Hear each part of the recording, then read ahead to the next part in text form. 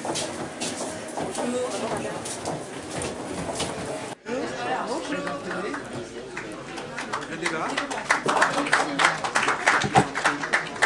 Madame la Présidente, Monsieur le Directeur, Mesdames et Messieurs, d'abord bon anniversaire. Bon anniversaire, puisque voici effectivement 10 ans que l'accueil des journalistes étrangers dans notre pays est assuré par ce centre.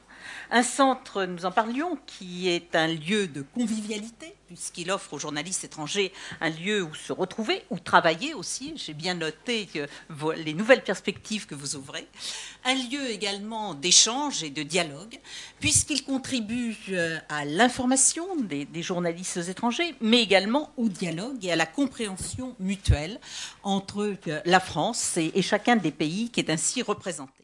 Mesdames et messieurs les journalistes, vous faites un métier difficile, indispensable à la démocratie et comportant des risques importants. Depuis de nombreuses années, je suis bien placée pour le constater. Trop de journalistes sont inquiétés au motif qu'ils symbolisent souvent les droits de l'homme, les libertés d'expression aux yeux de ceux qui les nient. Et cela, comme Française, comme ministre de la France, à titre personnel, comme à titre gouvernemental, je ne l'accepte pas.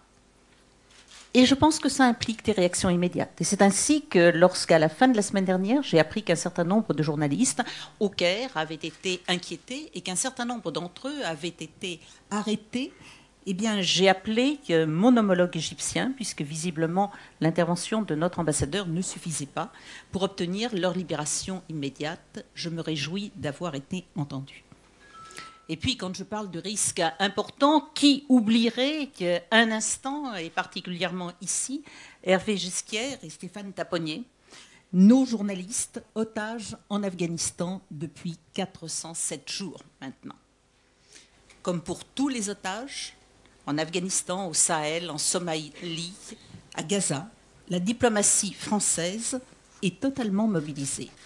Et je le dis souvent, c'est effectivement la première fiche que je lis tous les matins en arrivant à mon bureau.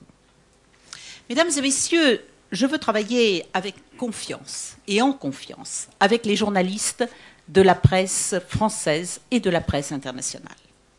Qu'il s'agisse d'analyser les enjeux d'un monde qui est en pleine évolution, en pleine mutation et à une rapidité de plus en plus importante, ou qu'il s'agisse d'adapter l'instrument diplomatique aux réalités de notre temps, la presse libre contribue à éclairer la diplomatie française.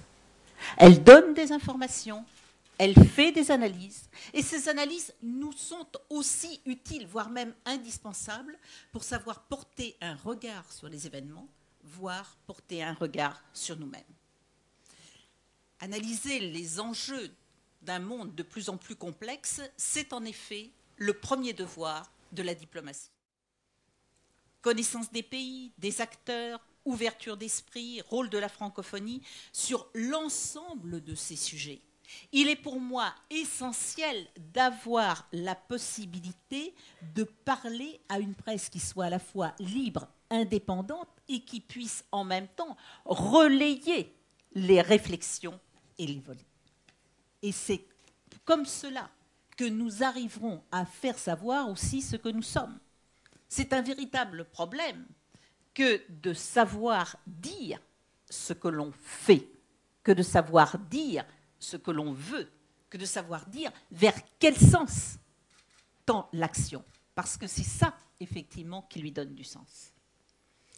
Mesdames et messieurs, une diplomatie moderne, c'est, oui, une diplomatie ouverte aux échanges avec les journalistes de la presse étrangère comme avec ceux de la presse française. La France est fière d'accueillir près de 2000 correspondants étrangers sur son sol. La France s'honore de recevoir chaque année des milliers de journalistes étrangers visitant ponctuellement notre pays. La France se réjouit d'accueillir en 2011 les journalistes qui couvriront notamment la présidence du G20 et du G8 au sommet de Deauville et de Cannes. Cette année encore, Comme tous les ans depuis 10 ans, le centre d'accueil de la presse étrangère leur offrira, je n'en doute pas, un accueil digne de la France et conforme à ses valeurs de liberté, d'égalité, de fraternité. À tous, excellent anniversaire et très bon colloque. Merci.